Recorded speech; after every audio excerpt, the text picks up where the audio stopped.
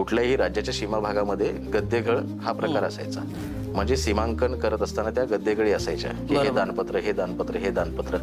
तर असं करत असताना मला एक अंदाज आला, म्हणजे गद्देगळ ही सीमेवर असल्यामुळे आपल्याकडे राखणदार ही एक कन्सेप्ट आहे. तर एक कांतारा आणि दशावतार सिनेमा आल्यापासून राखणदार ही कन्सेप्ट जास्त फेमस झाली. पण ही राखणदार कन्सेप्ट आपल्याकडे भरपूर पूर्वीपासून आहे की जागेचा राखणदार. तर तो सीमेवरती असायचा. त्यामुळे आज जेवढेही गद्देगळ आहेत ना, त्याच्याहून अर्ध्याहून जास्त गद्देगळ या मसोबा, मुंजोबा, वेतोबा, चाळोबा अशा स्वरूपांमध्ये पूजल्या जातात.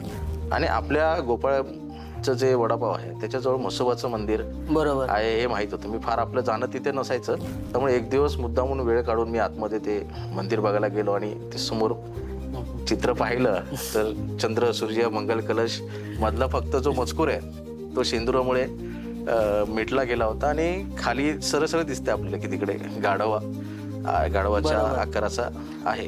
तेव्हा मला मग ते क्लिक झालं की गद्देगळ तिकडे आहे आणि त्याच्या बाजूला मला वीरगळ दिसलं.